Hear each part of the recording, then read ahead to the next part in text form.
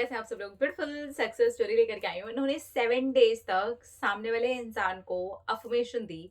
Same to same affirmation इन्होंने 7 days तक दी है और सामने वाले इंसान ने इनको लेकर के अपना डिसीजन ही बदल लिया।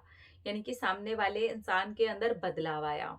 तो अगर आप भी कहीं कुछ और किसी और इंसान में कुछ चेंज देखना चाहते हैं, तो कोई ज़रूरी नहीं है कि इनको सक्सेस 7 डेज़ में मिली तो आपको भी स 7 डेज़ में मिले। हो सकता है 1 दिन में मिल जाए और ये भी हो सकता है कि 1 महीना 2 महीना भी लग जाए। डिपेंड करता है कि कितना रेजिस्टेंस है और कितनी जल्दी आप डिटैच होते हैं अपने आउटकम से, ठीक है? तो चलिए देखते हैं कि क्या है सक्सेस स्टोरी।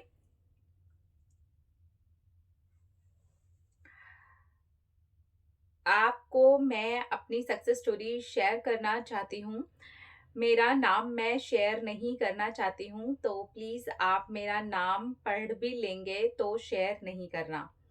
मैंने अपने पापा को अफ़र्मेशंस दे करके मैनिफेस्ट किया है सेम टू सेम वही बात जो मैं अपने पापा के मुँह से सुनना चाहती थी। एक्चुअली ऐसा हुआ था कि मेरी जॉब लग गई थी, लेकिन मुझे जॉब करने के लिए बैंगलोर जाना था और मेरे पापा दूसरे शहर में जाना बिल्कुल भी अलाउ नहीं कर रहे थे। वो एकदम से ज़िद पर ही अड़ गए थे और वो ये कह रहे थे, "जो करना है यहाँ करो। यहाँ पर मैं सब कुछ करने की तुमको छूट देता हूँ। तुम्हें जो नौकरी करनी है, जहाँ पर भी जाना है, जैसे भी पढ़ना है।" सच में उन्होंने कभी रोका-टोका नहीं।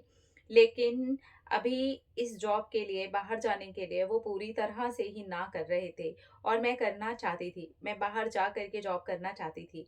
मुझे लगता था कि बस मुझे एक मौका मिल जाए। एक्चुअली मैं एक बहुत ही गंदे टॉक्सिक रिलेशन से भी निकल रही थी। ये मैं अपने घर पर नहीं बता सकती थी। तो मुझे ऐसा लग रहा था कि एक मौका मिल जाए यहाँ से निकलने का, तो मैं इस माहौल से और इन सारी बातों से भी दूर हो जाऊँगी। उस माहौल को मैंने अपने इसी घर में रो-रो कर के निकाला है। तो बस इसीलिए मैं ये भी चाह रही थी कि बहुत अच्छी जॉब मेरे हाथ लगी है, तो मेरे पापा मान जाएँ। पापा नहीं मान रहे थे।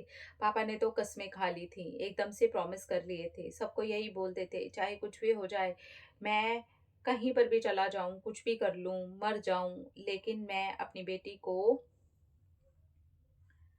दूसरे शहर में नौकरी के लिए नहीं भेजूँगा, ऐसा बाप थोड़ी ना होता है, ऐसा-ऐसा कुछ बोलते रहते थे और बहुत ज़्यादा चिल्लाने लगते थे, कई बार बहुत ज़ोर-ज़ोर से गुस्सा करने लगते थे। फिर आपका वीडियो आ गया एकदम से, जैसे ही मैंने वो वीडियो देखा, मैंने सोचा यही मेरे लिए यूनिवर्स का साइन है, अफ़र्मेशंस का वीडियो था। मैं अपने पापा को देख कर के अब अफ़र्म करने लगी कि मेरे पापा खुद मेरे पास प्यार से आ रहे हैं और मुझे बैंगलोर जाने के लिए बोल रहे हैं। अब मेरे मन से वो टॉक्सिक रिलेशन वाला दर्द तो निकल गया था, बल्कि ये मैं मैनिफेस्ट करने लगी थी। मैंने 7 डेज़ लगातार अफ़र्म किया और उसके बाद फिर मैंने भी यही सोचा कि रहने दो। अगर मेरे पापा को इस चीज़ से दुःख होता है, तो मैं नहीं करूँगी। मैं क्यों दूँगी दुःख अपने पापा को? और फिर मैंने भी यही डिसाइड किया कि रहने दो। मैंने जैसे ही ये डिसाइड किया, मेरे पापा सामने से आ गए और उन्होंने कहा कि ठीक है, मुझे पता चला है कि वो बहुत अच्छी जॉब है और तू जा वहाँ, जॉब कर। रोज़ डेली वीडियो कॉल करना, मैं तुझसे बहुत प्यार करता हूँ और मैं बहुत खुश हूँ कि मेरी बेटी जा रही है और जॉब कर रही है। मैं अपने मन पर कोई भार रख कर के तुझे नहीं बोल रहा हूँ।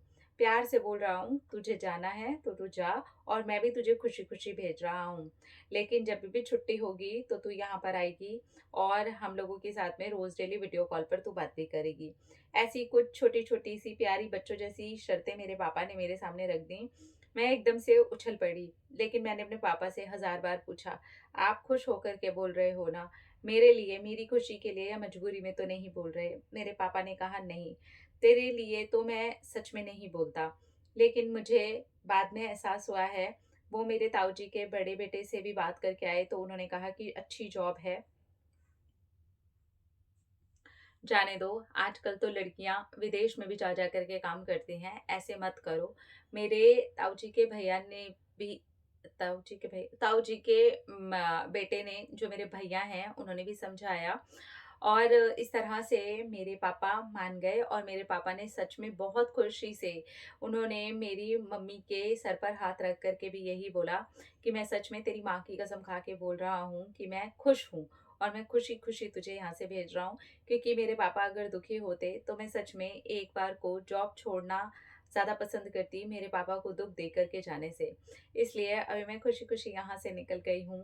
अब आपको वो टॉक्सिक रिलेशन का बताती हूँ, उसको भी मैंने मैनिफेस्ट किया था और ये सब पापा को मनाने के चक्कर में वो मेरे माइंड से निकल गया। जब मैं यहाँ से जाने की तैयारी करने लगी, तो उसके भी कॉल और मैसेजेस सब कुछ आने लगे, लेकिन अब मुझे वो नहीं चाहिए।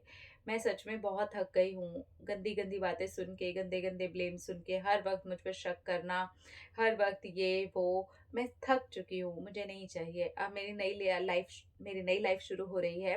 मैं जा रही हूँ और वहाँ पर जॉब करूँगी। मेरे पापा खुशी-खुशी मुझे भेज रहे हैं। मैं अपने पापा का मान रखूँगी, अपने पापा की इज़्ज़त का ख़्याल रखूँगी। Thank you, thank you, thank you.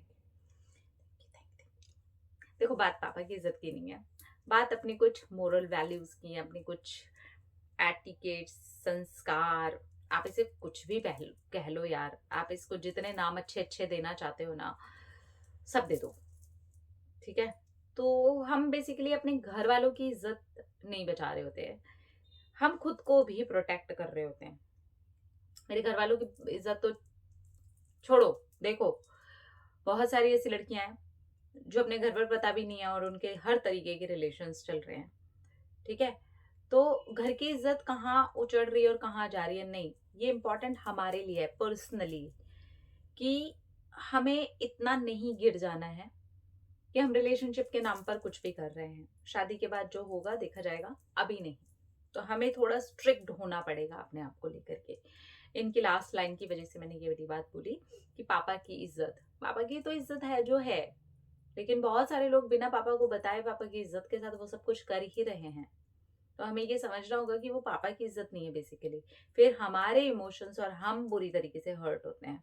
तो इसलिए हमें वो चीजें नहीं करनी है। ठीक है, दूसरी चीजें हैं यहाँ पर कि इन्होंने अपने फादर को देख करके सिर्फ अफर्म किया है, 7 डेज तक अफर्म किया है।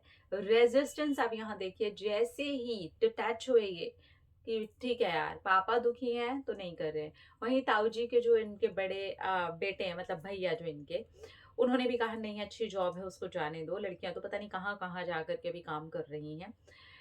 तो इनके पापा के थोड़ा सा दिमाग में आया कि नहीं मैं भेज देता हूँ, और फादर ने खुशी खुशी जैसा इन्होंने अफर्म किया था एज इट इज वैसा को वैसा ही, ठीक है, वो भी किया है। और दूसरी चीज, पापा को इन्होंने पूछा भी कि मतलब आप खुशी खुशी भेज रहे हो ना, इनके पापा ने कहा हाँ मैं खुशी खुशी भेज रहा हूँ। इसके बाद बात आती है वो टॉक्सिक रिलेशन में से निकलना, उसको भी ये मैनिफेस्ट कर चुके थे लेकिन डिटैच हो गए थे, छोड़ दिया था। इस बीच पापा की चीजों को मैनिफेस्ट करने लगे थे, छोड़ दिया, अपने ऊपर शांति से काम करना शुरू किया। और अब आप देखो वहां से भी वो मैनिफेस्टेशन कंप्लीट हो गया। ये अलग बात है कि उनको चाहिए नहीं, तो मैनिफेस्टेशन चाहिए नहीं चाहिए ये तो आपके हाथ की बात होती है, लेकिन डिटैच होना बहुत ज्यादा जरूरी होता है, आपका खुश होना बहुत ज्यादा जरूरी होता है, अपने ऊपर लगातार काम करना बहुत ज्यादा जरूरी होता है। I am really very happy for you, I am so proud of you girl. आपने अपना नाम नहीं दिया है यहाँ पे, लेकिन उसके लिए मैं बहुत ज्यादा खुश हूँ कि आप कुछ कर दिखाना चाहते हो और आप संस्कार भी अपने लेकर के आगे चलना चाहते हो। I am so proud of you, thank you so much कि मैं आपकी सक्सेस स्टोरी पढ़ पाई। अपना अपना रखिए ख्याल, अपने आपसे कीजिए ढेर सारा प्यार ताकि आप अट्रैक्ट करें ढेर सारा प्यार। I love you all, Tata.